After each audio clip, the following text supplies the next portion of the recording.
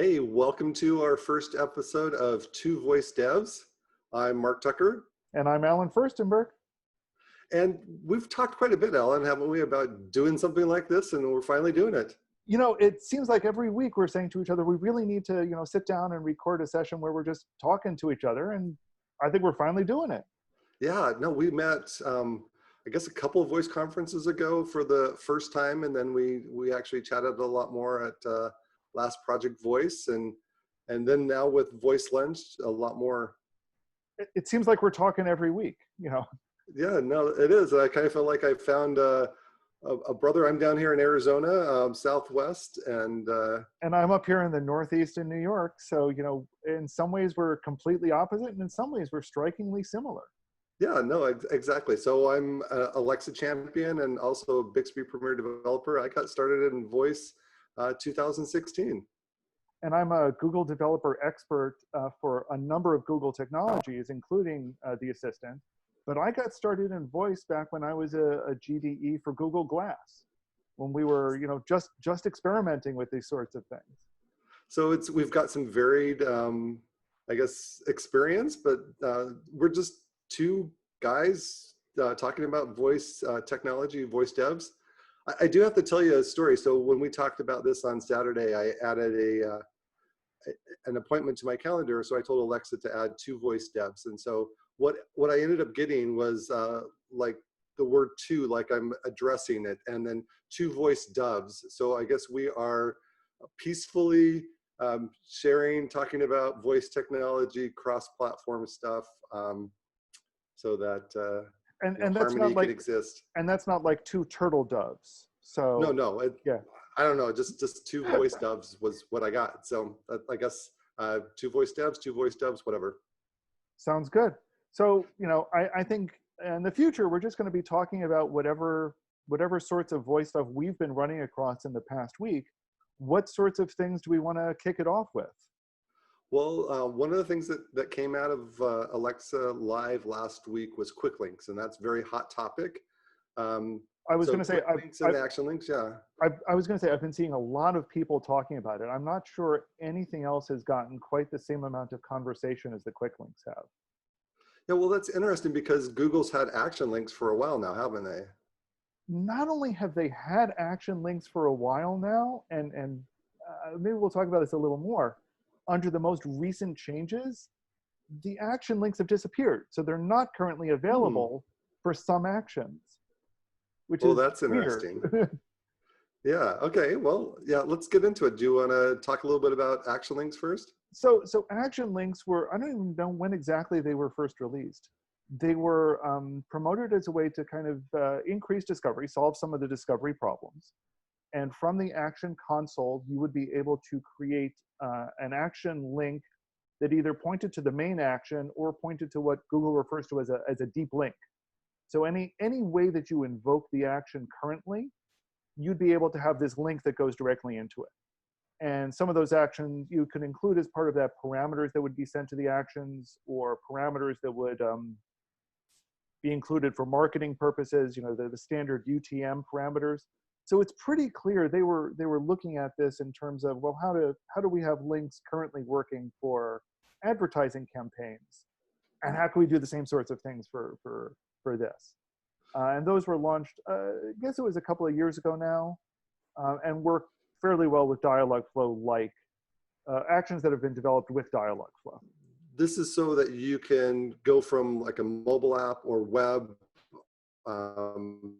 social media, wherever you have a link, and be able to open up an action. Is that correct? Yeah, that's it exactly. All right. So what happens? What does it look like? So when you click on one of those links and on the phone, or you click on one of those links and you're on the web, what happens? So in some ways it depends on exactly where you're clicking on it from and exactly what it's doing. So in general, what's going to happen is it'll bring up a page that shows all of the possible devices that you have, or an Android phone in general. So anything that you've got linked to your account. You click on that and it'll, you'll suddenly start hearing your speaker talk to you, kind of out of thin air. or if you sent it to the mobile device, it'll pop up a notification that says continue the conversation here, or start a conversation, I think is what it says. Okay. Well, So that sounds good. so how similar is that to what quick links are doing? Well, so what quick links is, and quick links and custom task links they're both, I guess, different variations of quick links. But like with quick links, you don't have to do anything at all to use them today. You can just take this special URL format and the Alexa skill ID that is unique to your skill, and just craft a URL and start passing that around everywhere. So no, it's very friction free. You can get started today. If you have an Alexa skill, you can just quickly create a quick link to that. But it's directly to just the launch of it. Yeah. And you can't pass any, if you do just a plain vanilla quick link, then you can't pass any parameters, and nothing with marketing, no deep link. Well, that's interesting. So you can't even include UTM parameters in it. So with a just a vanilla quick link, you can't. But with a custom task, then what they've done is that you can then add on to that URL the name of a task, a specific version of that task. It doesn't even have to be like an intent name, and then any parameters that you want to pass that to that custom task. Now, custom tasks are a little bit different in the fact that you have to actually go in. Well, one, it's in preview mode, so you have to get accepted to the preview. And then you have a special task definition file, which is in like open API format that defines your one like REST endpoint, basically, of what parameters you're passing and what the types are. Oh, interesting. So then you have to register, and that somehow gets registered up and associated with your skills, so that when the Alexa service or whatever is doing its thing, then it can go ahead and pass those parameters along. Interesting that it's and then you have to code your skill to take in that as one of the. When you get the request in, you need to sniff the request and see if it's a custom task link, and then do its thing. So it's interesting that on the action link side, that it's definitely, you need to either launch the action or deep link into a specific intent. With this, you deep link into a task, and a task could really be anything. It could be an intent that you've got, or not an intent, I guess. Now, what is a task in the Alexa world? I mean, what is this, something that existed before, or this is brand new thing? Yeah. Oh, that's interesting. So in the it's a versioned, and it's interesting that you pass a version number too. So I guess you could have some task that is versioned and that accepts different parameters, and but basically you accept that this task happens, and then you could turn around and relay that off to a specific intent, and passing any of the variables that you pass along, like slot values would be, if you were filling a slot value for an intent for a deep invocation. So there's just some interesting things on the approach that they took. In some ways, I think it's a little bit more flexibility, but more complexity, and right now you have to do this all with command line. There's nothing built into the Alexa developer console that allows you to do that. Whereas all the action stuff happens right in the actions console, right? Well, yeah, it happens. Well, part of it is that it happens in the action console, and that's why it's not currently available under the latest version. Although you don't really need to in a lot of ways. Once you've enabled it, a lot of it is, you just use the action ID, and you can craft the URL similarly.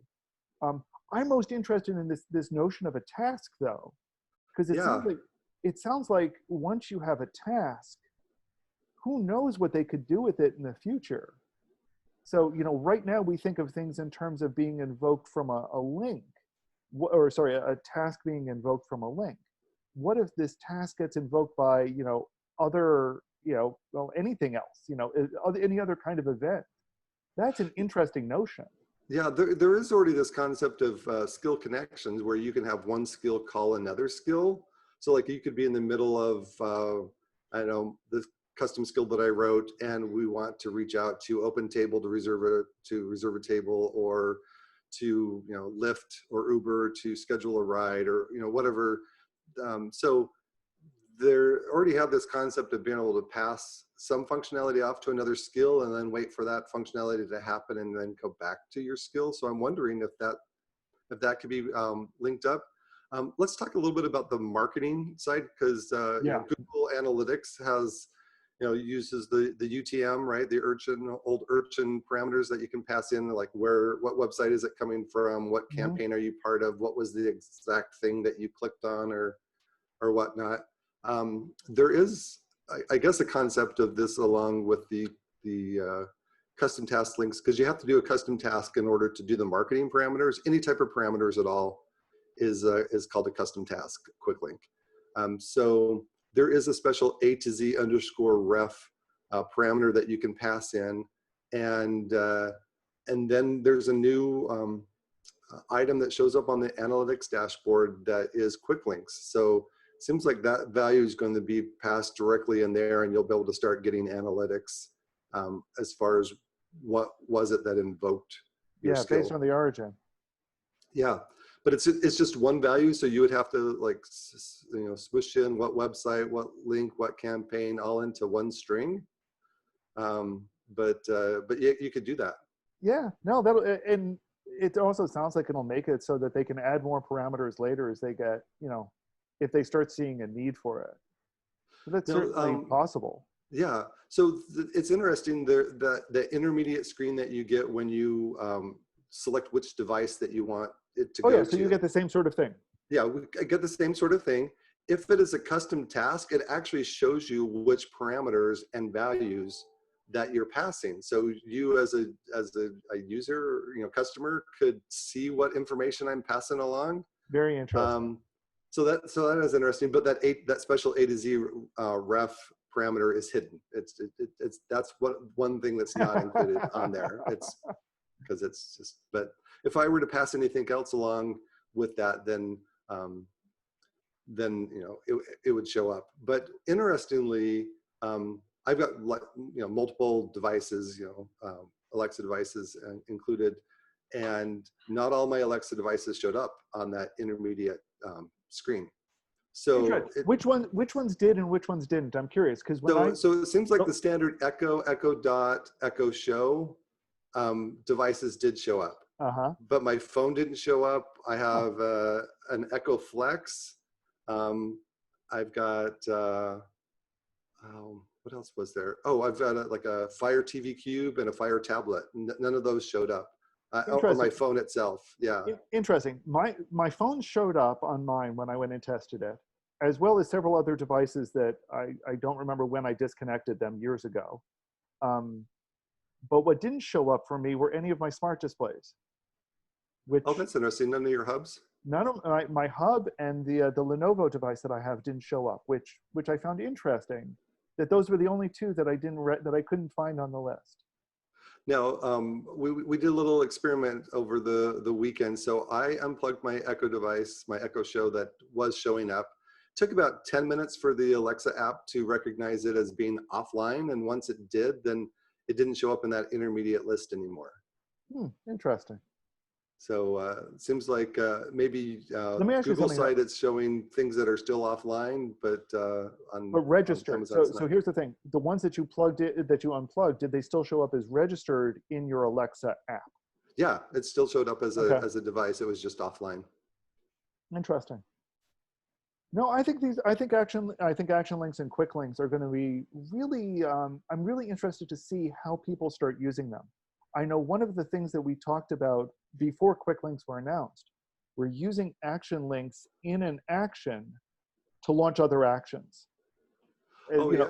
We talked about that a little bit and never really fleshed it out a lot because there were issues in trying to do so.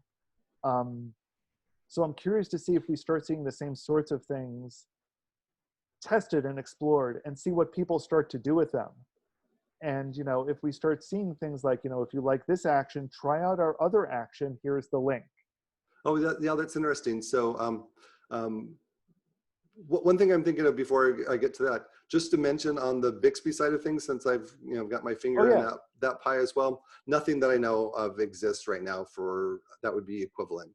But they're starting to come out with more and more devices. So Hmm. I think that will be something that we look forward to. But as far as usage for quick links, action links, it is interesting. So obviously marketing is top of mind. Yeah. I think that's an obvious usage for it, so that you can track where your marketing's working and how are you driving traffic to your voice experiences, right? So I think that's obvious. What things aren't as obvious would be, how would you use that as a developer, and how would you use that for user created content? So Yes. what if you have some sort of an experience as a developer and you want to get into, right into a tutorial or something else like that to get somebody started, then you could deep link them right into that from that experience. But what if you had, I don't know, maybe something that had a playlist. So you have a list of things, and maybe you can control that playlist via the web, but listen to them on your Hmm. device. You could quick link right into a specific, Yep. I can audio also file or. picture these hybrid social models. We saw Twitter starting to experiment with audio. Well, Mhm. what if now, as part of every tweet, or there was also this link that linked into the Twitter voice action and continued right on that tweet and could now play the audio for you from there. Oh, that is interesting, because a lot of companies that are experimenting with voice experiences are, you know, information more about your company, right? Hmm. Um, but then you could start adding some specific content and then using that as a link on your social media that would then not only invoke um, your voice app, but then also play that content. So that it's a way of driving uh, usage, or even sometimes first usage. Sometimes it can be really confusing on Alexa um, to start a skill, because in some cases you can say open, whatever the name of your skill is. But other times that doesn't work, or doesn't work for the initial period. I don't know. It's weird because I'm Alexa champion. I still don't understand all the what there, why it's doing what it's doing. But sometimes you have there's to a lot say, to there's a lot to get your head around, isn't there? Sometimes I know there is on the yeah. Google side. Well, and I think some of it I'm just not even told. So like sometimes, why do I have to say, Alexa, enable XYZ skill? So I have to use the enable, my invocation phrase and skill the first time to enable it. And then I can say open the skill name without having skill in the end to then invoke it after it's enabled the initial time. So I can see where, like in documentation, or to get the Oh skill yeah, uh, started for the first time, it's just a deep link that that I'm enables it. hoping. I haven't tried it with a skill yet that I don't. I haven't. I don't have a quick link for a skill that I haven't already installed yet. But it would be interesting if that just drives you right in, and it enables it and starts you off right at the experience. That would smooth the transition, the welcome doc for partners and things that we're working with. How do they get this out to their customers? So maybe a quick link would be a good way to get them to enable the skill for the first time as friction free as possible. Yeah, I think there's a lot of potential all around. The more, what worries me is that in the middle of this conversation, I thought of at least two more ways that I could use it. And I now somehow need to find the time to test them out and see if they work. Yeah, And and another, and get them, and try to convince somebody to get them, to catch up with Action Builder so it'll work with them. yeah. So what's interesting, another thought about on the user initiated side, let's say I'm playing a game and I've got to a certain level. What if I was able to create a save point, which Hmm. then was a text message to me of a quick link that's deep linked into with a specific code. So then I could share that with my friends and they could replay that same level, or Oh yeah, that experience something that I just barely experienced. or listen to it as the instant replay. So, you know, if Yes. Oh, yeah. you know, that's a great way to be able to, you know, to have a saved game and then watch or listen to the game that you had just saved. Oh, that's interesting. Yeah, and then you can start sharing that around with friends, and that's a way of increasing, Yep. discoverability, engagement, all kinds of things. There's all sorts of potentials that we can do with this sort of thing. I think it's a really, one of the nice things I like about the platforms is when they deliver us a tool, and they may have one idea for how they want the tool to be used, but then, you know, as developers, we take that tool and run with it and do all sorts of exciting things with it. And I think this is one of those tools that we can do all sorts of exciting things with. Yeah, I think so. I'm excited about them, and just itching to try some different things out and see how they go, and see what other people are doing. I'm hoping that other people come up with ideas that will just blow my mind too. Yep, I'm looking forward to it. Well, Alan, I think we've talked a lot about this topic. If you guys can reach out to us if you want on social media, we're available on Twitter. We'll figure out how we'll send links. Maybe we'll do something like something on GitHub or something where we have different links for this episode so that you can look Learn at more. learn more. Yeah, exactly, about actions and quick links. But this has been a lot of fun. So I think that's it. Thanks, Alan. Thank you, Mark. And we're Two Voice Devs. Two Voice Devs coming to you.